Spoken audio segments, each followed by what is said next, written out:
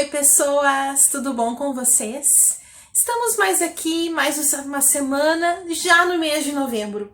Quem diria que nós chegaríamos até o mês de novembro, sobreviveríamos a essa loucuragem toda aí, que ainda tá aí, né? O dia 20 de novembro foi determinado como o Dia da Consciência Negra, porque seria o dia atribuído à morte do Zumbi do Palmares. Ele morreu no dia 20 de novembro de 1695. E o Zumbi dos Palmares foi, assim, um grande símbolo, um grande líder da libertação dos negros e negras brasileiros no período da escravidão.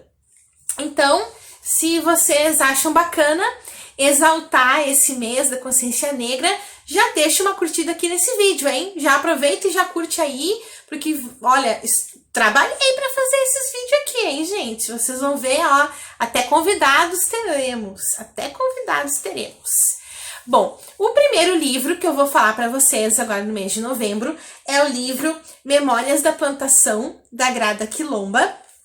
A Grada Quilomba, ela nasceu em 1968 em Lisboa, e tanto aqui nesse livro dela, na orelha aqui do livro, aqui atrás, quanto em lugares que eu pesquisei na internet, dizem que as raízes dela, né, ou seja, acredito que a descendência da família dela são em São Tomé e Príncipe e Angola.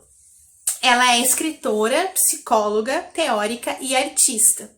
Ela também é professora da Universidade de Humboldt, de Berlim, na Universidade de Bielefeld e na Universidade de Gana. A área dela são estudos de gênero e estudos pós-coloniais. Então, esta maravilhosa é a Grada Quilomba, e eu vou falar sobre esse livro dela, Memórias da Plantação. Se vocês acham que essa mulher maravilhosa merece ser conhecida, já compartilha o vídeo. Já compartilha o vídeo com outras mulheres incríveis ou com homens incríveis que vocês acham que vão, né, gostar de conhecer essa escritora. O livro começa com carta da autora à edição brasileira. Então ela começa a nossa edição aqui do Brasil com algumas explicações sobre termos que, ao traduzir esse trabalho dela do inglês para o português, ela teve que fazer algumas adaptações, inclusive em relação ao gênero, né? Como a língua inglesa, a maioria das palavras não tem gênero, quando for traduzir, ela teve a preocupação de fazer escritor e escritora, né? Então, o feminino e o masculino, né? Então, ela se preocupou em fazer essas explicações nessa carta à edição brasileira. E aqui, nessa introdução, ela antecipa digamos assim, um processo que ela vai explicar no primeiro capítulo do livro. O processo é o seguinte: a negação, culpa, vergonha, reconhecimento e reparação. Então ela só cita esse processo nessa introdução, e no primeiro capítulo ela explica cada fase desse processo. A negação é: eu não sou racista. Não, eu tenho até amigos que são negros. Não, né? E a gente negar que a gente é racista, mesmo a gente estando dentro de uma estrutura racista, né? Então, por exemplo, eu dizia assim: porque a família da minha mãe tem descendência de escravos. Isso é uma demonstração racista, porque escravos não são um povo. Não, a minha mãe, a família da minha mãe tem descendência afro, né? Então, é só essa minha frase já está dentro do racismo estrutural que tanto se fala hoje em dia. Segunda fase do processo é a culpa, que é o conflito emocional em relação a algo que eu não deveria ter feito. Né? Chamei aquela pessoa de tal jeito, né? Por exemplo, quantas vezes a gente está num lugar e diz assim: quem é o fulano? É aquele que tá do lado daquela negra ou daquele negro. Mas se ele tivesse do lado de uma pessoa branca, a gente diria aquele que tá do lado de um branco, ou a gente diria aquele que tá do lado daquele de camiseta verde, ou ele é aquele de camiseta vermelha, né? Então, a culpa de falar uma coisa dessa, assim, puxa, mas eu não devia ter falado desse jeito, né? Então, que não deveria ter feito, ou de não ter feito algo que deveria ter feito, né? Daqui a pouco a gente vê uma situação de racismo acontecendo na frente da gente e a gente não faz nada, né? Então a gente se arrepende de não ter feito nada, quando a gente deveria ter feito alguma coisa. A vergonha Sobre essa fase do processo, né, que é a vergonha, ela fala o seguinte: o sujeito branco se dá conta de que a percepção das pessoas negras sobre a branquitude pode ser diferente de sua percepção de si mesmo. Então achando então que eu sou super desconstruída. Nossa, como eu sou massa. Eu tô em um canal e eu falo sobre consciência negra no meu canal. Só que daí eu chego aqui e falo um monte de coisas sem ter lido antes, sem trazer pessoas que sabem o que estão falando. Assim como eu falei aos meus convidados, seria ridículo eu querer fazer um mês sobre a consciência negra e eu branquinha tá aqui falando. Eu teria muita vergonha de fechar um mês da consciência negra sem nenhum negro ou negra vir aqui falar com vocês. Depois a gente tem o reconhecimento, que o sujeito branco reconhece a realidade do seu racismo e a realidade dos outros ou das outras, né? Então, olha só, quando eu uso esse tipo de expressão, eu tô sendo racista. E eu olho para o outro ou para a outra e percebo as diferenças que existem entre nós por causa do meu privilégio, né? E também diz que a gente passa da fantasia para a realidade. Então, na fase do reconhecimento, que eu tô, nossa, sou desconstruída, descolada, eu passo dessa fase da fantasia para a realidade. Eu enxergo de fato como é a nossa sociedade, como eu me comporto dentro da sociedade em relação ao outro, à outra, ao negro, à negra. E a última fase seria a reparação. E no livro diz o seguinte: é o ato de reparar o mal causado pelo racismo através da mudança de estruturas, agendas, vocabulário, ou seja, através do abandono de privilégios.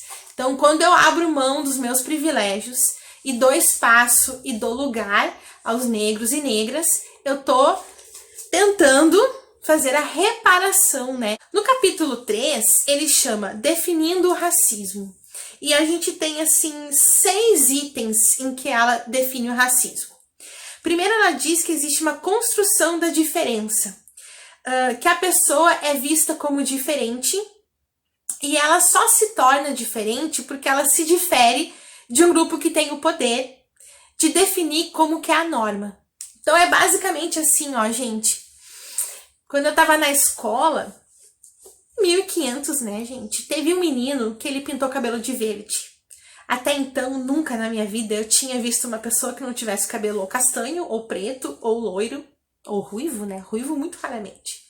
Quando esse menino apareceu na escola de cabelo verde, ele foi chamado pelo diretor para bater um papinho.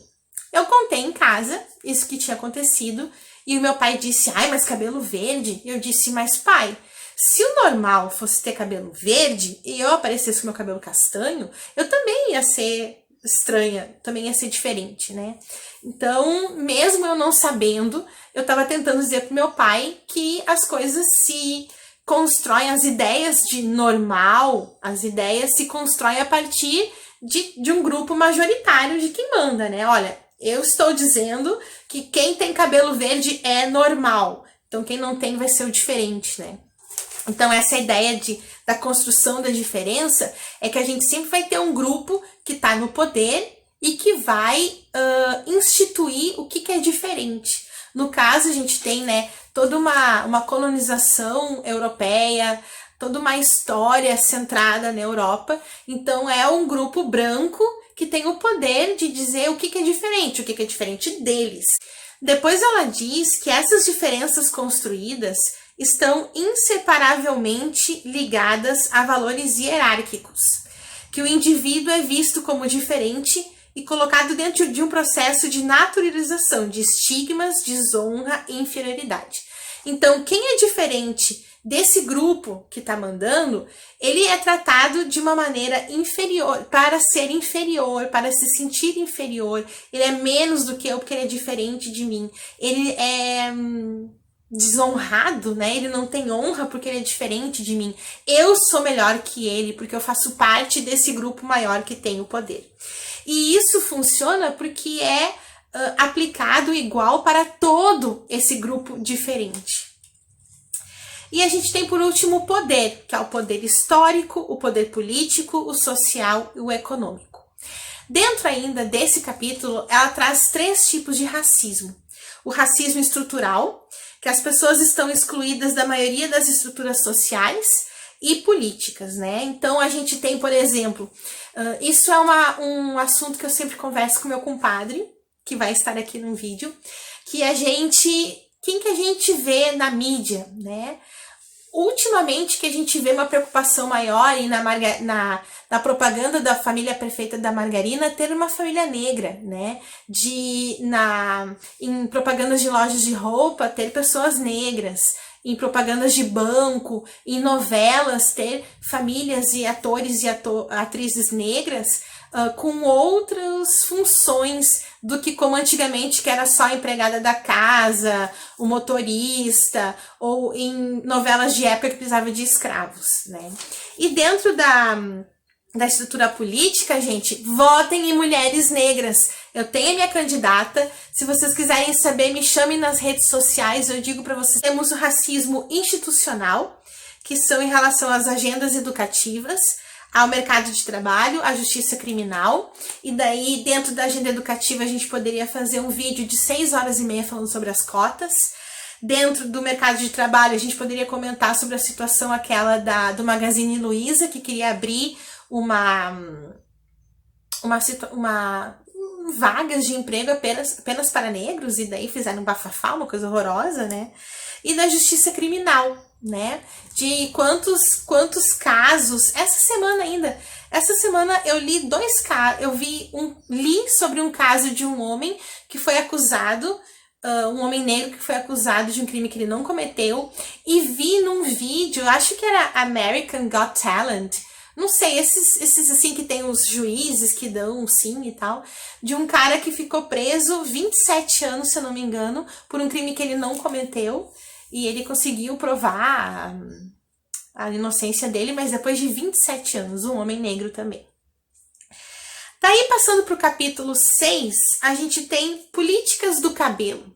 E aqui ela conta uma história de uma das pessoas que ela entrevistou, que foi uma moça que foi uma menina adotada por um casal alemão. Então ela era filha adotiva de um casal alemão, e quando ela saía com a mãe dela, as pessoas não pediam, as pessoas vinham e botavam a mão no cabelo dela, que ela tem um cabelo afro, né, um black power lindo, pela descrição do livro, e as pessoas vinham e botavam a mão no cabelo dela, sem pedir. Era como se fosse uma invasão do corpo da menina. E quando a menina reclamou para a mãe dela, sendo branca, não conseguia entender qual é o problema. A mãe dela disse, mas minha filha, qual é o problema? É que o teu cabelo é diferente, eles querem ver como é que é. Né? Nunca ninguém chegou para mim e disse, ai, deixa eu botar a mão no teu cabelo, como ele é liso, né? Ou como ele tá todo amassado e tu tá toda descabelada gravando esse vídeo. Né? Então é como se fosse uma invasão do corpo da menina. Também sobre o cabelo, a gente tem a Michelle Obama, que pra mim é maravilhosa, que durante todo o tempo que ela foi primeira dama, ela teve o cabelo dela liso, e agora ela tá retomando o cabelo dela na textura que é mesmo, né? Então, por que ela, enquanto primeira dama, não podia ter o cabelo dela crespo, né? No capítulo 7, a gente tem as políticas sexuais, que fala sobre a hipersexualização da mulher negra, né? Como aqui mesmo no Brasil, né? Ai, a mulata gostosa, né? Ai, a passista, a rainha de bateria gostosa. As pessoas sempre levam essa imagem de sensualidade para a mulher negra, né? Me lembro do livro Curtiço, que tinha a Rita Baiana, que ela dita que ela caminhava como uma cobra, porque ela era sensual, ela era rebolativa, né? E a Rita Baiana era uma mulher negra hipersexualizada dentro do Curtiço. E também as mulheres brancas fazem isso com os homens negros, né? Porque vamos combinar quanta piadinha a gente faz. Um homem negro, deve ser grande, não sei o que, né? A gente também faz isso com os homens negros, né? Essa hipersexualização deles.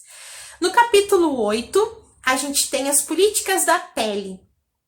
E fala sobre, às vezes, a incapacidade de se ver a raça, de se ver a cor da pele da pessoa. A minha avó materna, ela era muito preconceituosa, só que ela mesmo não era uma pessoa branca. E daí a gente pergunta aqui, o que é ser uma pessoa branca no Brasil? Né? Eu tenho a pele super branca, mas eu tenho toda a descendência da família da minha mãe de pessoas afro. né? Não aparece na minha pele, mas está na minha genética de alguma maneira, né? Quantos de vocês que estão assistindo são de fato branco, né? Que não tem aí uma pele um pouco mais escura. E a gente tem que pensar que saindo do Brasil, muitos de nós não somos considerados brancos. Quando eu li o livro da Isabel Allende, me chamou a atenção de que quando ela foi morar em outro país, ela chamou alguns colegas da faculdade de um país africano para ir visitar ela. E quando eles foram embora, a dona do prédio que ela alugava o apartamento disse: olha, vocês eu aceito porque vocês são um pouco mais clarinhos, mas esses africanos eu não aceito no meu prédio. E a Isabel Allende se deu conta que naquele país ela não era considerada branca, né? Então, também precisamos pensar sobre isso, nós enquanto brasileiros, o quanto branco nós somos se a gente for para outro país, né? No capítulo 12, fala sobre o racismo, isolamento e suicídio. E fala sobre aquele mito da mulher negra super forte, nada derruba a mulher negra, ela é o pilar da família, mas essa mulher, pela solidão que ela sente, pelo isolamento que ela sente através do racismo, ela chega até o suicídio. E também, lembrando de novo do Curtiço, a gente tem a personagem Bertoleza, que é enganada, que mentem para ela que ela tem uma carta de alforria, ela trabalha junto com o cara que tem a carta de alforria dela, um homem branco, e quando ela descobre que na verdade ele estava mentindo e ele estava vendendo ela para ela voltar a ser escrava, ela prefere o suicídio, ela prefere morrer do que perder aquela liberdade que era ilusória, mas ela tinha um pouco mais de liberdade com ele do que quando fosse vendida. Então ela prefere o suicídio. Então essa parte esse capítulo 12 eu acho muito importante a gente, né, para quem se interessar em ler o livro, for procurar, eu acho muito importante a gente refletir sobre o lugar desta mulher negra, que é muito forte. Nossa, é uma guerreira.